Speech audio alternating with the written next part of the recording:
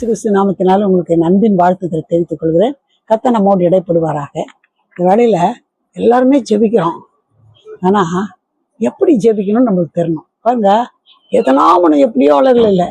ஜெபம்ன்றது என்னன்னா, நம்ம கர்த்தர்கிட்ட இது வேணும் அது வேணும் இது வேணும் அது வேணும்னு கேட்கறதான் ஜெபம் நினைக்காதீங்க. ஜெபம்னா நமக்கும் கர்த்தருக்குள்ள ஒரு பாலம் மாதிரி. அது நமக்கும் கர்த்தருக்குள்ள ஒரு உறவு. இது சரியா இருக்குமானா கர்த்தர் கண்டிப்பா நம்ம ஜெபங்களுக்கு பதில் கொடுப்பார். இந்த ஜெபங்களை நம்ம எது எது ஜெபிக்க கூடாது, இது ரொம்ப முக்கியமான காரியம். அந்த காரியத்தை நம்ம பார்த்து நீங்க இதை ஃபாலோ பண்ணீங்கன்னாக்கா கண்டிப்பா கர்த்தர் என்ன செய்வாரு, உங்களுக்கு அற்புதம் செய்வார்.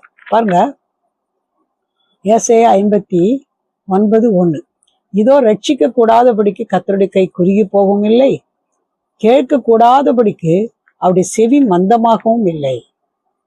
அவர் செவி நல்லா கேக்குது, அவர் நல்லா கேட்கிறாரு, ரட்சிக்கிறாரு, ஜெபங்களுக்கு பதில் கொடுக்கிற தேவன் தான் அவர். ஆனா நம்ம ஜெபிக்கிறதுல ஒரு ப்ரொசீஜர் செய்ய வேண்டிய காரியங்க எது எது ஜெபிக்க கூடாதுன்னு நம்ம இன்னைக்கு தெரிஞ்சுக்க போறோம். பாருங்க, இது வேணும் அது வேணும் கேட்கறது தான் ஜெபம் நினைக்காதீங்க. நம்ம ஜெபத்துல எப்படி ஜெபிக்கணும்னா, ஜெபம்ன்றது ஒரு தேவாதி தேவன், பெரிய தேவன். அப்பேற்பட்ட தேவனோடு பேசுறோம். நம்ம சாதாரண மனுஷர்கிட்ட பேசுறோமே, அது இப்படி இல்லை. அது ஒரு உன்னதமான தேவன். அவர்கிட்ட பேசுறதே ஒரு பாக்கியம். அப்போ அவர்கிட்ட பேசுறதுக்கு நம்மளுக்கு ஒரு காரியம், ஒரு ப்ரொசீஜர் வேணும். பாருங்க, ரோமர் 9:20, அப்படியானால் மனுஷனே தேவனோடு எதிர்த்து தரிக்கிற நீ யார்? உருவாக்கப்பட்ட வஸ்து உருவாக்கினை நோக்கி நீ என்ன ஏன் இப்படி உண்டாக்கினாய் என்று சொல்லலாமா? மனுஷிட்ட பேசுறமா, அவங்ககிட்ட என்ன செய்யலாமா? நீயா அப்படிலாம் கத்துட்டு பேசவே முடியாது, பேசவும் கூடாது. பாருங்க, இதுதான் செய்யணும் ஆண்டவரே, எனக்கு இதுதான் வேணும். கத்துட்டு போய் ரூல்ஸ் ஃபார்ம் பண்ணக்கூடாது. எனக்கு இது வேணும், இது நீங்க செய்யணும் முடியுமா? சொல்ல முடியாது. ஒரு அதிகாரிகிட்டயே நம்ம பேச முடியாது. நம்ம கீழே கிட்ட இப்ப கொடு அப்படி சொல்லலாம். ஒரு அதிகாரிட்ட போய் எனக்கு இது செய்யணும், இது கொடுக்கணும், அது செய்யணும் நமக்கு செல்லவே முடியாது. அப்படி செய்யவே முடியாது. ஒரு அதிகாரி கிட்ட நம்ம எவ்வளவு பயப்படுறோம், எவ்வளவு கனம் பண்றோம். அப்படி இருக்கும்போது தேவன்கிட்ட போய் ஆண்டவர் இதை செய்யுங்க அது செய்யுங்க இதை கொடுங்கன்னா கர்த்தருக்கு போய் நம்ம கட்டளை கொடுக்க கூடாது. இது கர்த்தருக்கு பிரியமில்லாத காரியம்.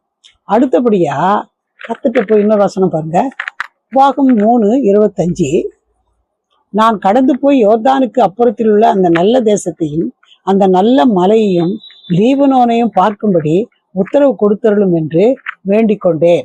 அதுல உபாகம் 3:26, கர்த்தரோ உங்கள் நிமித்தம் என் மேல் கோபம் கொண்டு எனக்கு செவி கொடாமல் என்னை நோக்கி போதும், இனி இந்த காரியத்தை குறித்து என்னோட பேச வேண்டாம். இது யாரை பற்றி சொல்லப்பட்டிருக்குதுன்னா, மோசே என்ன பண்ணாருன்னா, ரொம்ப அருமையான கர்த்தர் பிள்ளை. அவர் ஒரு தடவை தண்ணி போய் நீங்க பேசுங்கன்னு சொல்றாரு.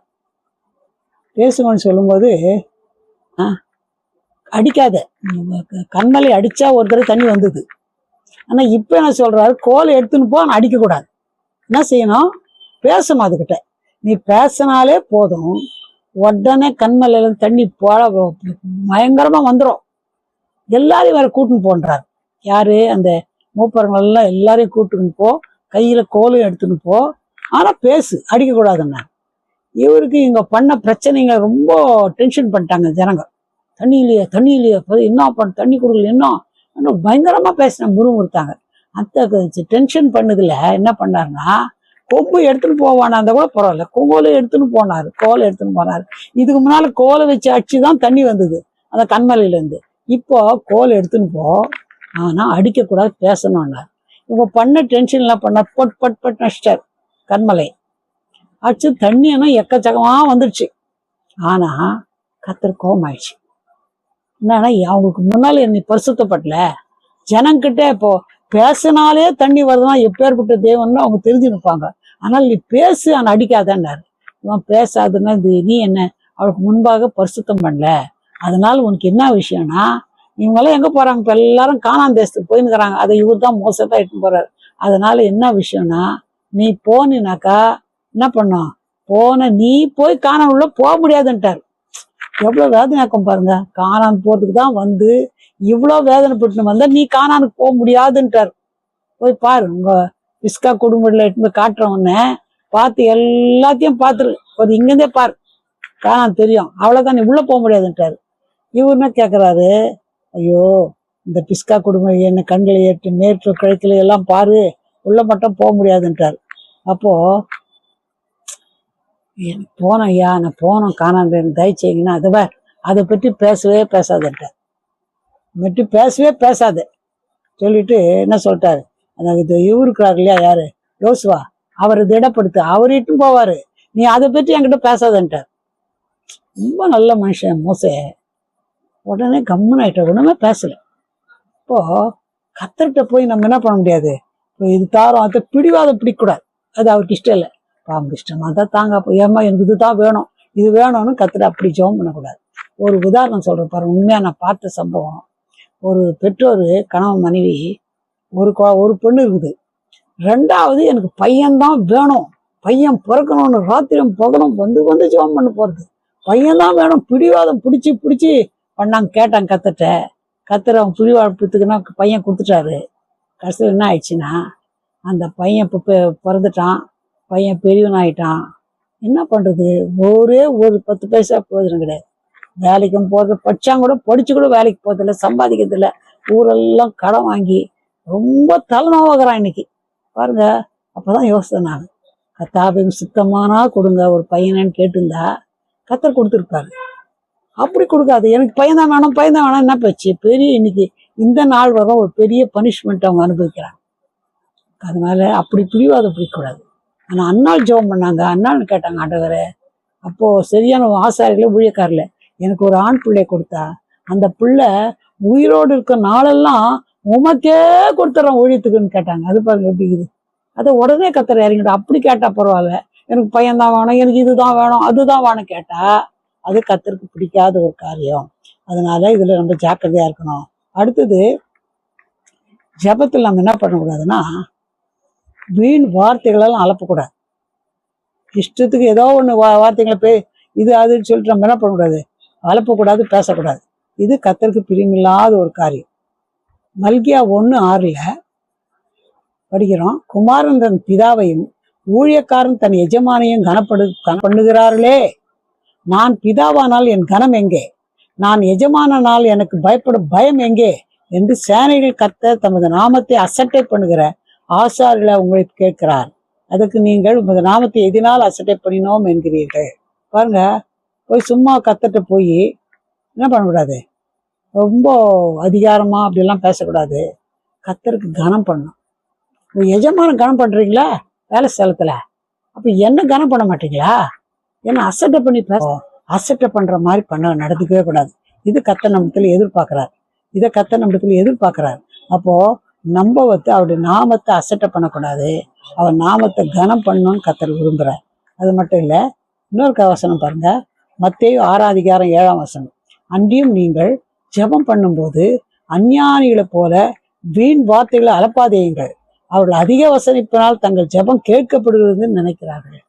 சும்மா அப்படியே வளவளான்னு இப்படி அப்படி சொல்றது வார்த்தைங்கெல்லாம் சொல்லி அவரை மயக்க முடியாது.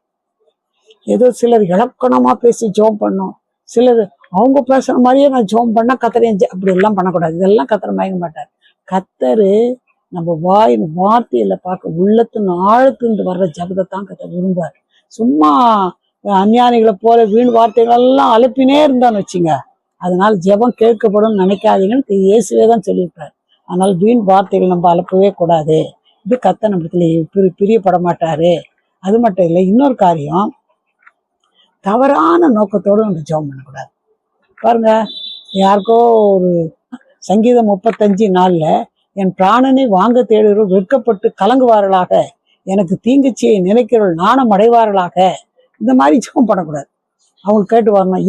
இவங்கள பழைய ஏற்பாடுல அப்படி பண்ண இருந்தாலும் நம்ம இயேசு கத்தரோடு கேட்கிறாரு, உங்களுக்கு என்ன தீங்கு பண்ணாங்களோ அவங்கள மன்னிச்சிடுங்கன்னு கத்த சொல்றாரு. மன்னிச்சுட்டு ஜெபம் பண்ணா கத்த நம்மளை ஆசீர்வதிப்பார். நம்ம மன்னிக்காத, நம்ம சும்மா அவங்களுக்கு இப்படி செய்யுங்க, இவங்களுக்கு இந்த பனிஷ்மெண்ட் கொடுங்க, அந்த பனிஷ்மெண்ட் கொடுங்க, அந்த மாதிரி ஜெபம் பண்ணவே கூடாது. எப்பவுமே ஒரு நல்ல காரியம், சிலர் வீணான திட்டிருப்பாங்க, பேசியிருப்பாங்க. தாவீது ஒரு இடத்துல சொல்றாரு, நானும் ஜெபம் பண்ணுகிறேன், எனக்கு திட்டினாலும் ஏசினாலும் என்ன பண்ணாலும் நான் அவங்களுக்கு திட்ட மாட்டேன், திட்டி ஜெபம் பண்ண மாட்டேன். நான் என்ன பண்ணுவேன், கண்டிப்பா எப்படி ஜெபம் பண்ணுவேன்னாக்கா, நான் கண்டிப்பா அவங்களுக்காக ஜெபம் பண்ணுவேன். இந்த மாதிரி தேவையில்லாத பேசவே மாட்டேன்னு சொல்லிட்டு ஜெபிக்கணும்னு அப்படி செய்யணும்னு கர்த்தர் விரும்புகிறார். அது மட்டும் இல்லை, இன்னொரு காரியம் சிலர் இப்படி சொல்லுவாங்க பாருங்க, சங்கீதம் 109:5 நன்மைக்கு பதிலாக எனக்கு தீமை செய்கிறார்கள், என் சிநேகத்துக்கு பதிலாக என்னை பைக்கிறார்கள், அதனால அவங்கள இப்படி பண்ணுங்க அப்படி பண்ணுங்க அப்படி சொல்லவே கூடாது. நம்ம மன்னிச்சணும் வழி அந்த மாதிரி வார்த்தைங்க நம்ம பேசவே கூடாதுன்னு கர்த்தர் விரும்புகிறார். சங்கீதம் 37:8 கோபத்தை நெகிழ்ந்து உக்கிரத்தை விட்டு விடு, பொல்லாப்பு செய்ய ஏதுவான எரிச்சல் உனக்கு வேண்டாம். கோபத்தோடு ஜெபம் பண்ணாத, கோபத்தோடு அவங்களே இவங்களே இப்படி சொல்ல அப்படி சொல்லாத. கோபத்தை விட்டு இந்த எரிச்சலான காரியங்களாம் விட்டுட்டு என்ன பண்ணோம், நல்லா பொல்லாப்பு செய்கிற அந்த புத்தி இருக்கக்கூடாது, அப்படி ஜெபம் பண்ணக்கூடாது. அது மட்டும் இல்லை, இன்னொரு காரியம், இந்த குழம்புக்கெல்லாம் என்ன பண்ணுவோம், கருவேப்பிலை போடுவோம். போட்டுட்டு என்ன பண்ணுவோம், குழம்பு ஊற்றிக்கின கருவேப்பிலை தான் முதல்ல தூக்கி வெளியே போடுவோம். ஆனால் என்னன்னா, நமக்கு தேவையானா கேட்கறது ஜெபம் என்னது, ஆண்டவரே எனக்கு இந்த வியாதி வந்துச்சு, ஆண்டவரே எனக்கு சுகமாகாண்டு அப்போதான் ஜெபம் பண்ணுறது, மற்றபடி ஜெபம் பண்ணுறதில்ல. ஐயோ பரீட்சை வந்துச்சு, ஆண்டவரே பரீட்சையில் நான் நல்லா பாஸ் பண்ணோம், பரீட்சையில் பாஸ் பண்ணோம் அப்போதான் ஜெபம் பண்ணுவாங்க. இல்லைன்னா எதனா வேலை கிடைக்கலன்னா அதுக்காக ஜெபம் பண்ணுவாங்க. இல்லைன்னா பிறந்த நாள் வந்துச்சு அதனால எனக்கு ஆசீர்வாதம் வேணும் அப்படி ஜெபம் பண்ண, அப்படி ஜெபம் பண்ணக்கூடாது. எப்பவுமே நம்ம கர்த்தரோடு நல்ல உறவு இருக்கணும். நம்ம அவருக்கு பிரியமானது சொல்லி ஜெபம் பண்ணணும். பிரியமில்லாத வார்த்தைகளை பேசவும் கூடாது. இந்த மாதிரி செய்தால் நம்ம ஜெபத்துக்கு பதில் கிடைக்காது. அதனால நம்ம என்ன பண்ணணும், கர்த்தரோடு ஒரு நல்ல உறவு இருக்கணும், கர்த்தரோடு நல்ல ஐக்கியம் இருக்கணும். அப்போ கர்த்தருக்கு பிரியமா நடந்து நம்ம மற்றவர்களுக்காக மன்னித்து மற்றவர்களுக்காக பரிந்து பேசி ஜெபம் பண்ணி பாருங்க. அந்த ஜெபங்களெல்லாம் கர்த்தர் கண்டிப்பாக ஆசீர்வதிப்பார். மற்றபடி பிடிவாதம் பிடிச்சி இப்படி வேணும் அப்படி வேணும் ரூல்ஸ் பாஸ் பண்ணக்கூடாது. ஆண்டவர்கிட்ட ஜெபத்துக்கு நமக்கு பதில் வராது. இந்த விஷயம் நம்ம ஜாக்கிரதையாக இருப்போமானா கண்டிப்பாக கர்த்தர் நம்மளை ஆசீர்வதிப்பார். நம்ம ஜெபிக்கலாம். எங்களை நேசிக்கிறதான பரம்பிதாவே, நல்ல வேலைக்காக நன்றியோடு துதிக்கிறையா.